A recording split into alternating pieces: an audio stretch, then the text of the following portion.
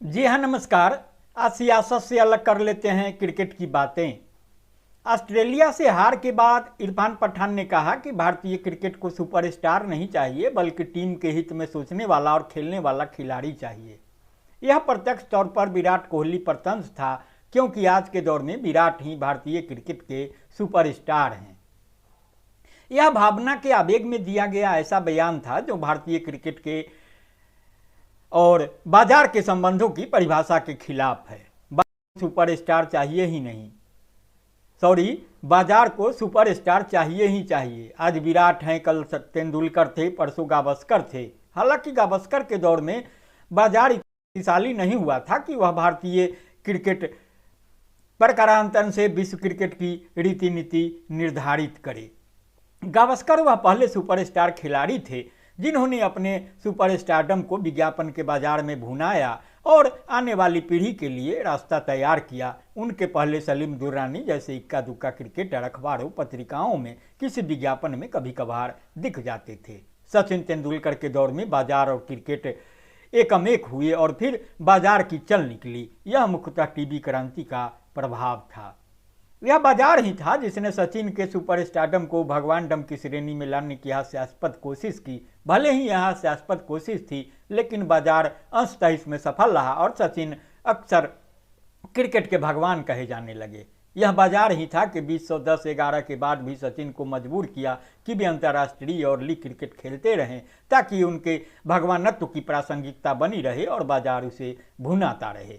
यह बाजार ही था जिसने उन्हें भारत रत्न दिलवाए जाने की अनथक और अंततः सफल कोशिश की। अब इतिहास में पहली बार कोई भगवान और कोई भारत रत्न था जो दांते चियारे मोटरसाइकिल से लेकर इन्वर्टर तक के विज्ञापन करता नजर आ रहा था और खुद भी पैसा पीट रहा था और कंपनियां की पौबारह करवा रहा था।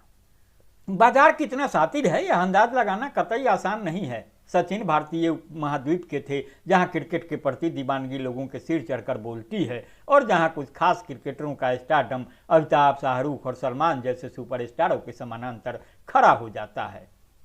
इसके लिए बाजार न जाने कितने जतन करता है। इन जतनों का एक उदाहरण दिलचस्प है। सचिन जिस दौर में खेले वही दौर ब्रायन लारा रहा। अगर सचिन अद्भुत थे तो लारा भी बेहद बेहद खास थे। कोई कितना भी बड़ा क्रिकेट विश्लेषक हो यह नहीं बता सकता कि सचिन और लारा में कौन बेहतर है, कि जितनी कसौटियां उतने निष्कर्ष। लेकिन जैसा कि मीडिया का स्वभाव है, यह बहस निरंतर चलती रही कि दोनों में कौन बेहतर है। अब सचिन की खासियत यह थी कि वे भारतीय थे जहां का अकेला बाजार पूरे यूरोप से भी बड़ा था। लारा बेचारे ऐसे देश के थे जिनकी जनसंख्या तो बिहार के एक जिले के बराबर भी शायद ही हो। बावजूद अपनी अंतर्राष्ट्रीय अपील के लारा सचिन के बराबर बाजार का दुलार नहीं पा सकते थे। तो बाजार की दिलचस्पी सदैव इसमें कि सचिन को लारा से बेहतर कैसे बताया जाए। आखिर सचिन पर अरबों की पूंजी लगी रहती थी। दृश्य यह बनता था कि कोई भी बड़ा पूर्व इंटरनेशनल क्रिकेट स्टार भारत के निजी या व्यावसायिक दौरे पर जाता था तो मीडिया उनसे एक सवाल जरूर पूछता था कि सचिन लारा में कौन बेहतर है, और फिर उनके मुंह में उंगली घुसेर कर उनसे कहलवा लेता था कि सचिन बेहतर है। उन क्रिकेटरों की अपनी व्यावसायिक व्यवस्थाएं थी जिनके बोझ तले उनका विश्लेषक रूप दब जाता था। फिर अखबारों में, टीवी पर बड़े बड़े हरफों में यह खबर आती थी कि फला ने ऐसा कहा। दिलचस्प यह कि वही क्रिकेटर जब ब्रिटिश या ऑस्ट्रेलियन मीडिया से रूबरू होता तो उसके सुर थोड़े बदल जाते थे। बाजार के लिए कोई न कोई सुपरस्टार चाहिए। बावजूद रोहित शर्मा, राहुल, पुजारा आदि के आज का दौर तो विराट कोहली का ही है। उन पर बाजार की अकूत पूंजी लगी है। यह बाजार की त्रासदी है कि कोहली के फॉर्म में इधर कुछ समय से बेतरह गिरावट आई है, लेकिन तब भी वे आज भी सुपरस्टार हैं और उन्हें बने रहना है। कोई यशस्वी जायसवाल या शुभमन गिल आदि अभी उनके समानांतर खड़े होने से कोसों दूर हैं। सुपरस्टार वही होता है जो गिरने के बावजूद फिर उठ खड़ा होने का दम रखता है।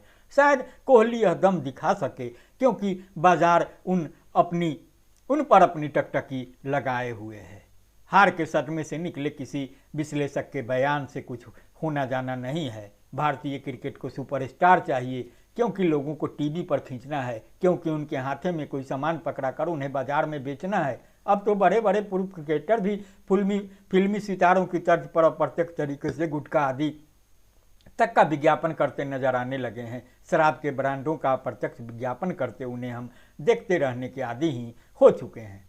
उम्मीद है कोहली अभी कायम रहेंगे, क्योंकि भारतीय क्रिकेट को उनकी जितनी ज़रूरत है उससे अधिक बाजार को उनकी ज़रूरत है। अब तो IPL भी है जो अगले 2-2.5 महीने में शुरू होने वाला है। कोहली एक आध धांसू पारियां खेल देंगे, सबकी जय जयकार में लग जाएंगे।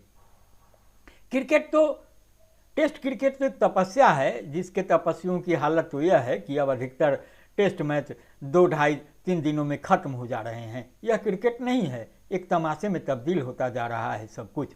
भले ही भारतीय क्रिकेट को टीम मैन चाहिए, लेकिन बाजार को सुपरस्टार ही चाहिए, और होगा वही जो बाजार को चाहिए होगा।